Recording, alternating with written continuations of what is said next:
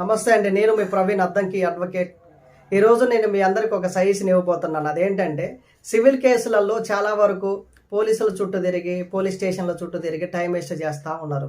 అందుకని వీడియో ద్వారా నేను తెలియజేసేది ఏంటంటే, సివిల్ కేసులు ఏవైనా సరే, అంటే ల్యాండ్ కేసులు కానీ, లేకుంటే మనీ కేసులు కానీ ఏమున్నా సరే, ఒక అడ్వకేట్ని అప్రోచ్ అవ్వండి. అడ్వకేట్ని అప్రోచ్ అయ్యి ఒకళ్ళిద్దరు ముగ్గురు అట్లా అడ్వకేట్లను అప్రోచ్ అయ్యి మీకు ఎవరు సజెషన్ బెటర్ అనిపిస్తే అడ్వకేట్ ద్వారా కోర్టులో నుంచి కేసు ఫైల్ చేసుకొని కోర్టు ద్వారా వెళ్ళండి. అప్పుడు మీకు న్యాయం జరుగుతుంది అని చెప్పేసి నేను ఈ యొక్క వీడియో ద్వారా తెలియజేస్తాను. ఎందుకంటే రీసెంట్గా మనకి సుప్రీంకోర్టు ఒక గైడ్లైన్స్ అనేది పాస్ చేసింది. అంటే సివిల్ కేసులు పోలీస్ వాళ్ళకి సంబంధం లేదు, పోలీస్ వాళ్ళు సివిల్ కేసులలో జోక్యం చేసుకోకూడదు అని చెప్పేసి మనకి రీసెంట్గా సుప్రీంకోర్టు ఒక గైడ్లైన్స్ని పాస్ చేయడం జరిగింది.